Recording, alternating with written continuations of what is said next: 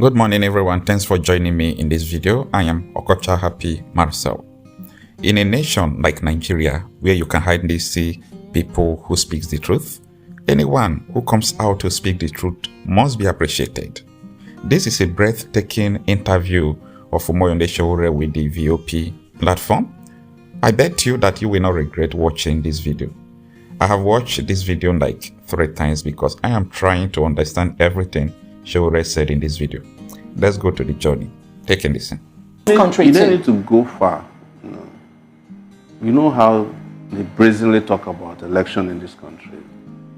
You know, there was a time the Oba of Lagos said the people who don't vote for Igbos who don't vote for them will be driven into the lagoon. So what else do you want them to say? You see them on Twitter, they have handles that are dedicated to attacking other ethnicities. So you think they're unapologetic about this? They're not. And those handles have been linked to the Lagos state government people. But you're a Yoruba man. Why are you saying this about your people? I don't know why people just say that because you're being a Yoruba person doesn't take my humanity away. But you must understand that this is not just about landmark. There's an Igbo problem in Nigeria. That's why they're holding Nnamdi Kanu. What's your take on for asking Nnamdi Kanu's for perpetual Biafra? detention? And then we are rehabilitating Boko Haram commanders. He said 120,000 of them have surrendered with foreign currency in their hand. And you have rehabilitated them. But one guy who says, we want justice, we don't want to stay in Nigeria, you are holding him perpetually using the judiciary or judicial, subterfuge to keep the trial. And everybody who knows what they are doing understand that it's not a judicial matter. So Nnamdi is essentially a political prisoner. He's a political hostage. Well, I'll call him not a political because he may not. Whomever is in power, except me, will keep him in jail. So do you think that Igbos generally are endangered species in Nigeria? Going back what you just narrated. The truth, that's the truth. Nigeria did not forgive Igbos since the end of the Civil War. What did they do? Because they challenged the real estate of the British called Nigeria. So, and they didn't forgive them since then. So everything has been done after that. We know this is the unspoken truth about the country called Nigeria, that they did not forgive Igbos for the Civil War. The Igbos were the victims and they have forgiven the victims. So why is it difficult for the victors to... You are preaching to the choir. And because he had mentioned once that, in an interview once, he had mentioned that the Igbos will never be president of Nigeria. That is a perpetual, narration to keep the Igbos where they are. Yeah, so no, it's not about even the presidency. If they find an Igbo man that is malleable, that can work in their interest, they can make him president if he doesn't have any power. You can be a president of Nigeria and not have the powers of the president. When they wanted to destroy the landmark, who was the minister in charge? It's not an Igbo man. And Moka is Igbo speaking, also fighting. It's easier for them to use an Igbo man to carry out. If it was done by a Yoruba man, the uproar would have been worse. But you find an Igbo minister of works to help you demolish Igbo businessmen. You say, can't you see them? So it's easier that way. It's manipulation. It's how Nigeria manipulate people. But I'm not saying that if he was a Yoruba minister, he cannot demolish. They will do it too. It's easy. Anybody could have done it as long as there's an agreement to do it. Because beyond just ethnicity, there's also an elite conspiracy against Nigerian people. So an average poor person is endangered. But you are likely more endangered if you have committed a generational crime against the Nigerian real estate owned by being an Igbo man. Of course, that's the truth. That's why you were saying, "Oh, you are Yoruba man." If based on what I say, they even tell me I'm not Yoruba enough. But I'm of mixed heritage. There's a part of me that is Ijo. Okay. But we are the Ijo speaking Yorubas. We're the Yoruba speaking Ijos in Ondo State. Okay. So they call us Ijo Apoy. Ilaje area. No, it's Ilaje. So we're next to Ilaje. Okay. But my great grandparents came from Yoruba side of things. But the stream that Sowore is named after is in Ijebu waterside. Because that's how they came. So, but I don't speak to people based on ethnicity. I don't define myself based on my ethnic heritage, even though I do not deny it. But because it underlies our humanity to be assigned an ethnic position before you can be respected. Are you getting my point? Or before your views can carry on, so you have to be a Yoruba man. And then it was, so we've had here Rwanda. Comes one of them. We've had Rwanda manage the same ethnic issue in their country with the Tutsi thing after years of genocide. Are you sure they managed it? Well, to a reasonable extent. They have to manage it through genocide. And Nigeria after genocide management. So this is what you should understand. Okay. Nigeria also managed the Igbo problem through genocide. 4 million Igbos. So I was coming to that. Is that not genocide? But you know the problem I have sometimes even with some of our people is that the same people who shot and killed them are more popular in their midst than those who support their rights. The Obasanjos of this world are embraced as authentic people, but these are the people who went and used third commando to massacre Igbos. What did they name this airport after?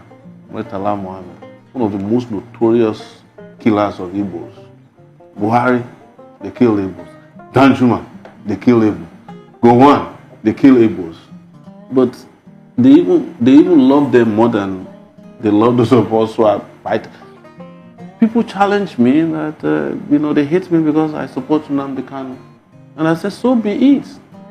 Because I know that I'm supporting justice. And I cannot support injustice because I want political favors from a country. If you want to keep carrying out genocide of political nature or continuation of it, you can go ahead. Keep voting for the criminals who are perpetrating it. Let the forest be voting for the axe because the handle is from one of them. Okay. Yeah, I said something. I would like you to touch more on it. I mean, the Igbos were the victims. Now they are forgiving the victors. There is no place you don't find the footprints of Igbos across the length and breadth. That's why I say you are preaching to the choir. It's not Igbos are not only in Nigeria; they're all over the world.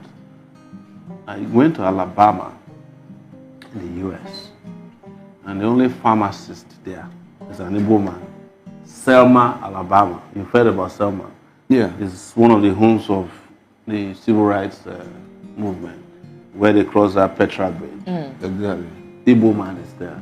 Most likely that's what you find in every community in the U.S. Igbos are distributed all over the world. There's this urban legend that if Igbos cannot live in a place, the place is not livable. There was a time, a New York Times reporter came to Gamboru, Gala, after Boko Haram sacked the place. The only person they found there who was not a Boko Haram member was an Igbo pharmacist. So what are you doing here? He said, well, somebody has to treat them. He was that courageous not to stay there. So I'm saying all these things so that you can understand that I understand probably more consciously better than most people do. And that informs the reason I can speak categorically about the victimization of Igbo. Otherwise, it is a taboo. Politically, it is incorrect to say that Igbos are victimized by an average Nigerian. Okay. All right. So let's move because nobody wants to hear the truth. And when you say, if somebody is watching me and I get out of this, Sowore, what's your problem now? Leave these Igbo people alone. You understand? That is the truth. But I cannot, my conscience cannot allow me to accommodate the genocide of 3 million people, 4 million people, and then the continuation of that denunciation of the existence through persecution in which the Nigerian state is carrying out, either through Landmark or Nnamdi Kanu or, look, I told a story, I think it was on a Honest Punch, that in this country, there was a time they were beheading Igbos, putting their heads in calabash and putting on the trains going east. Do you think that's what's happening in the East right now? Speaking about militarization of the East. Pogrom, you understand? And that's why they're doing it. It's what they're doing. When we did August, what did we ask for? Demilitarization of the East and release of Nnamdi Kanu was one of our demands. But it was the most denounced demands, even by human rights people. They told us, no, don't include Kanu in your demands. Otherwise, we will not join you. Because Nigeria has been made to believe that a crime committed against Igbo doesn't fall under human rights abuse. So let's speak about that crime against Igbo, because a popular, I think I read in your paper recently. And unfortunately also, the Ohanese people said they should not join the protests, that they are negotiating with Tinubu. They even said that he will release him for Christmas gift, as if he's a Christmas goat.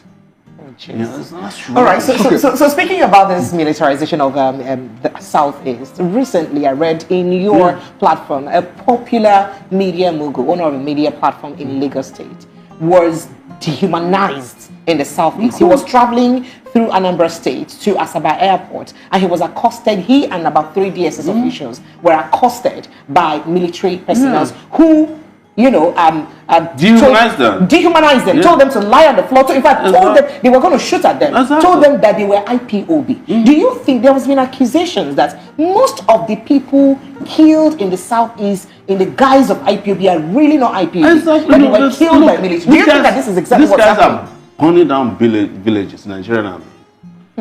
They are burning down villages. Like, if you are 17 years old in the East, you carry any kind of hairstyle and you run into a military checkpoint, you're automatically targeted. It's profiling. Oh, wow. You understand? But go to Katsina. Listen to this before we end this broadcast.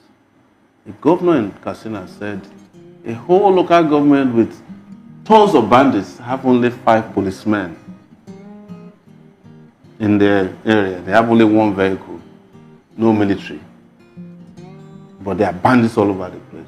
Why is it that banditry and terrorism in the north is treated with kid gloves, and people who are asking for what is recognized by the United Nations as self-governance, the request for self-governance, is treated as a crime against the state? But terrorism is not treated the same way in the East. I traveled in the northern part of Nigeria during the election in 2019 and also in 2023. You can drive all the way from some of the most, bandit havens. Dangerous points. Dangerous points. And there will be no policeman or army on the way. Okay. But you cannot travel in the East today. Is 1 kilometer, 1 military battalion. Unfortunately, that is what it is.